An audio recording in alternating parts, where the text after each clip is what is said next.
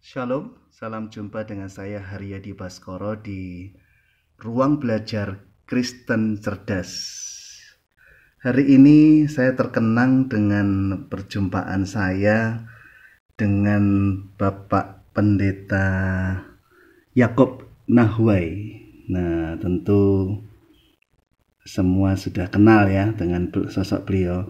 Ini waktu saya Haryadi Baskoro berbincang dengan Pak Yakob Nahway ini di rumah Pak Hotma Sitompul sekitar tahun 2009 atau 2010, sekitar ya 10 tahun yang lalu ya. Nah, hari ini kita kehilangan ya karena dia tokoh yang besar, tokoh yang beriman, pemimpin yang diurapi Tuhan dan sudah dipanggil Bapa di surga. Puji Tuhan. Nah, ada beberapa hal yang saya ingin sharingkan tentang sosok hamba Tuhan yang satu ini ya, Pendeta Yakob Nahway. Nah, beliau itu kalau kita lihat di salah satu bukunya, Pendeta Yakob Nahway ini mendapat gelar Doktor Honoris Causa dari Biola University. Nah, jadi ini sebuah pengakuan yang luar biasa atas pelayanan beliau, kepemimpinan beliau, dan juga intelektualitas beliau. Karena kalau kita lihat, ini salah satu bukunya, Mujizat Masih Ada. Karena beliau salah satunya juga adalah penulis yang cukup produktif ya, prolific. Ini beberapa buku karangan Pendeta Yakob Nahway ya, cukup banyak, luar biasa. Nah, dari buku ini salah satu buku yang saya suka ya. Ya, ini menarik tentang iman, tentang mujizat. Ada beberapa hal yang kita pelajari dari Pendeta Yakob Nahway ini. Yang pertama itu, karena buku ini tentang mujizat, itu statement yang beliau sampaikan di awal bahwa mujizat itu dari bahasa aslinya adalah semeion, yang artinya adalah miracle with a message. Jadi artinya mujizat yang dari Tuhan itu adalah mujizat yang berisikan maksud dan rencana Tuhan. Ada message-nya. Nah, ini yang sangat penting yang saya melihat bahwa inilah kekuatan dari Pendeta Yakob Nahway ya. Beliau adalah orang yang percaya mujizat dan orang yang berdoa untuk mujizat, tetapi mengingatkan bahwa yang penting itu bukan hanya mujizat ya, tapi pesan Tuhan apa, rencana Tuhan apa di balik mujizat itu. Itu yang sangat penting, sehingga kita tidak menjadi orang-orang Kristen yang pragmatis, yang sekedar cari untung, cari enaknya, cari berkatnya, tapi nggak mau tahu tentang rencana Tuhan. Nah, ini beliau mengingatkan bahwa mujizat masih ada. Kita harus berdoa untuk mujizat, tetapi ingat bahwa mujizat itu bukan sekedar sulapan atau untuk keenakan kita, tapi kita harus tahu apa rencana Tuhan di balik itu. Pun kalau Tuhan belum melakukan mujizat untuk kita atau menunda, katakan begitu, tidak langsung memberi mujizat, kita juga harus tahu rencana Tuhan yang terbaik. Nah, itu poin yang penting. Kemudian kalau kita lihat, yuk kita lihat beberapa poin di buku ini. Saya suka dengan konsep iman ya, karena Pak Pendeta Yakob Nahway ini saya lihat di dalam sejarah beliau banyak berdekatan dengan tokoh besar di Korea Selatan, Pendeta David Yonggi Cho, yang kuat sekali dalam mengajaran iman ya. Jadi ini Yakob Nahway ini juga banyak mengajarkan tentang iman. Makanya kalau kita lihat ini, wah ini iman semuanya ini luar biasa. Kita misalnya ini, wah saya suka dengan istilah ini ya. Mujizat ada jika kita memiliki iman yang gila-gilaan. Wah ini luar biasa. Di beberapa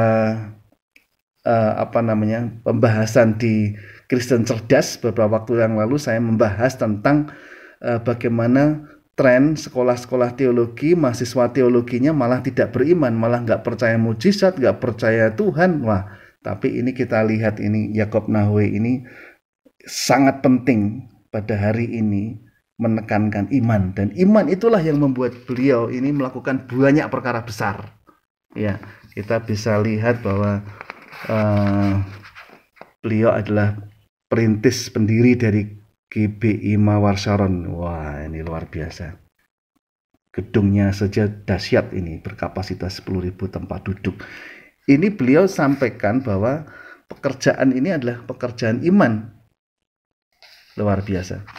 Nah, di sini di dalam buku ini beliau memberikan strategi, memberikan cara-cara bagaimana supaya kita mendapatkan mujizat.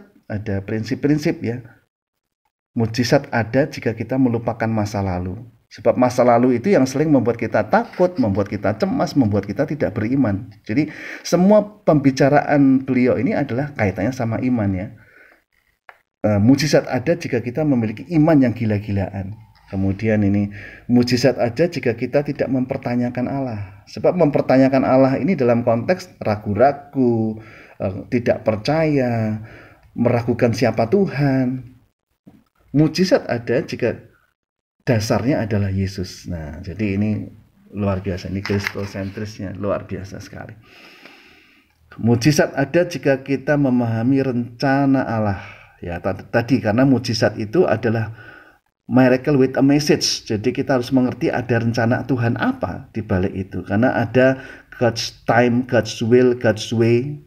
Jadi tidak sekedar pengen mujizatnya, tapi kita harus mengerti rencana Tuhan. Kemudian mujizat ada jika kita melakukan yang terbaik yang dapat kita lakukan. Nah, karena apa? Karena memang harus ada bagian yang kita lakukan. Pada waktu Yesus memberi makan 5.000 orang itu kan tetap ada bagian yang kita lakukan, yang para murid lakukan, yaitu mengumpulkan semampunya. Kalau bisa hanya kumpul 5 roti dan 2 ikan, ya sudah. Tapi selisihnya Tuhan yang mengerjakan. Itu namanya mujizat.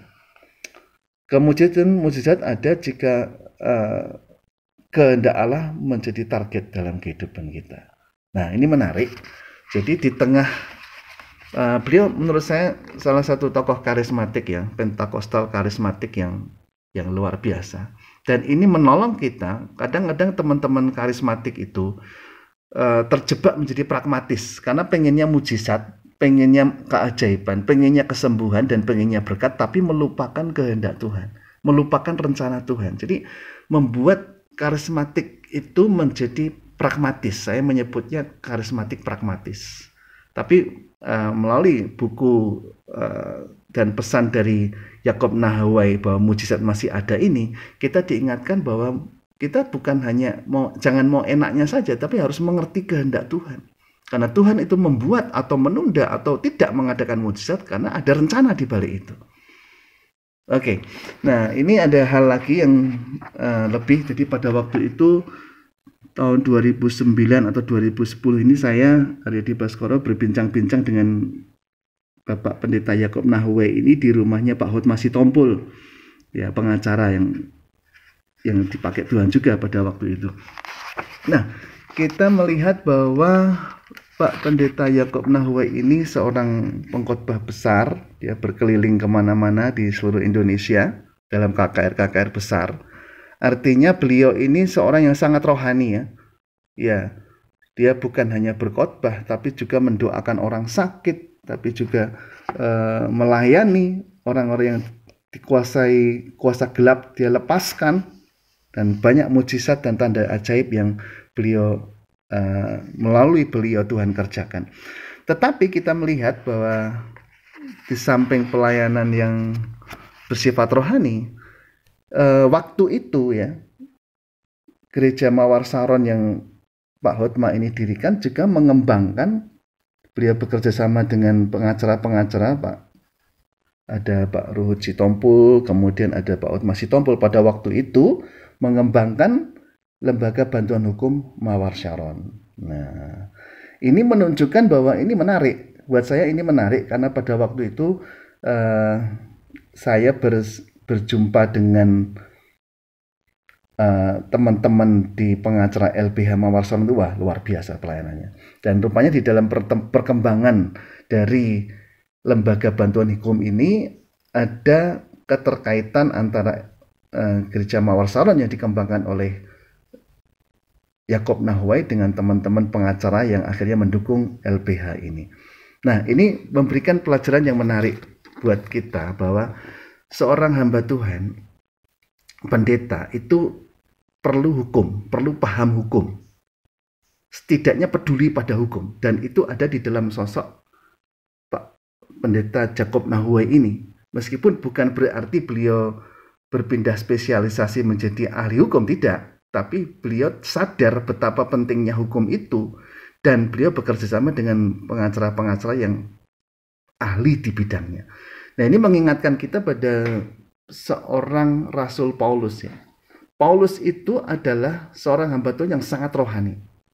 Di Kisah Rasul 16, ketika Paulus dianiaya, dijebloskan di dalam penjara, dia tidak bisa berjuang, nggak ada advokat yang menolongnya, hukum berjalan tidak adil, merugikan dengan ketidakadilan dan tidak jelas pengelolaannya, sehingga Paulus akhirnya dijebloskan dalam penjara. Ya, kalau dalam kondisi begitu, Paulus akhirnya berdoa dan mujizat terjadi.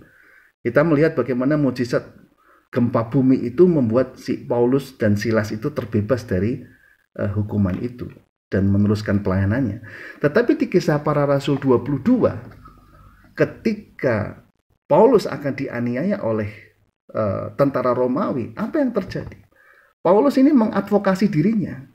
Dia menjelaskan, dia bernegosiasi dengan tentara Romawi dengan menjelaskan bahwa saya ini warga negara Rom, kok tidak bisa main-main. Dan singkat cerita bahwa Paulus tidak jadi dianiaya karena dia paham hukum, dia paham hak warga negara. Nah, ini yang kita lihat, Paulus itu bukan hanya ngerti hal rohani, bukan hanya piawai berkhotbah, bukan hanya powerful di dalam berdoa, tapi peduli akan hukum.